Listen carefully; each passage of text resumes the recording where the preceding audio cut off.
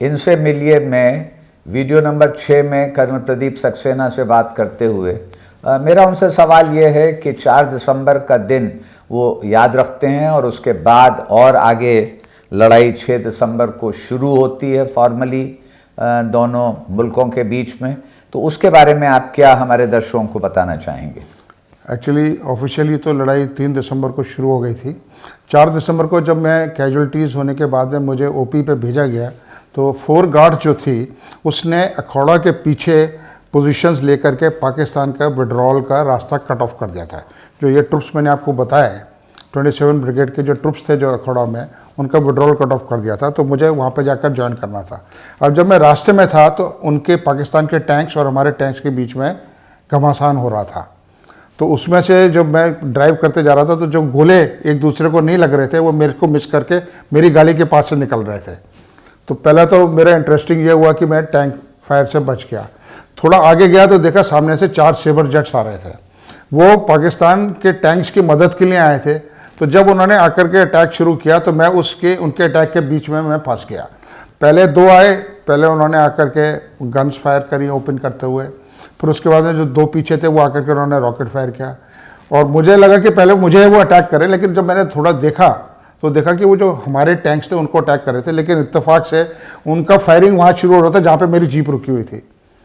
तो ये एक दूसरा तजुर्बा था जो कि उस दिन मेरे लिए बड़ा अहम था। तो ये माहौल ये था कि साइबर जेट का आसमान में हवाई हमला हो रहा था। हाँ। और नीचे टैंक्स आपस में एक दूसरे पर फायर करते थे, लड़ाई हो रही और उसमें आप कहीं पर भी आप शिकार हो सकते थे। I was caught in the crossfire. जी जी। अच्छा, फिर उसके बाद में हमारी एयरफोर्स के 2 मिग्स और 2 नेट्स आ गए। तो थोड़ा 10 मिनट के ऊपर एरियल डॉग फाइट हुआ और फिर वो पाकिस्तान के 4 जेट्स जो थे वो भाग गए।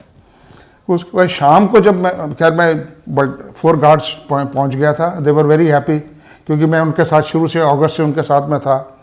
तो मेरे चंद्रकांत थे, उनको बाद में वीर चक्र मिला था। मैं उनके साथ इस 4 से लेकर के 16 दिसंबर तक मैं पूरा थ्रू आउट उनके साथ रहा। तो उस दिन शाम को जब हम बैठे हुए थे तो पाकिस्तानी ट्रुप्स और हमारे बीच में मुश्किल से 100-150 गज का फासला था। तो रात को पाकिस्तान ने ब्रेकआउट करने की कोशिश की तो उनके जो 3 टैंक थे उससे उन्होंने हमारे ऊपर हमला किया।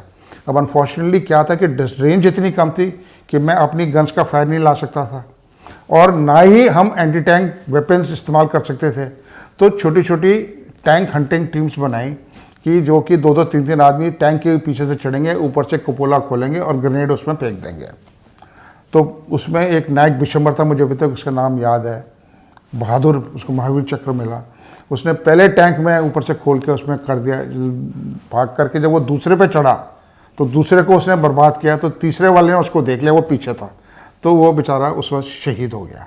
He got shot and all। ये बहुत बहादुरी की चीज थी। उसको बाद में महावीर चक्र मिला। महावीर चक्र, और उन्होंने 2 टैंक बर्बाद किए।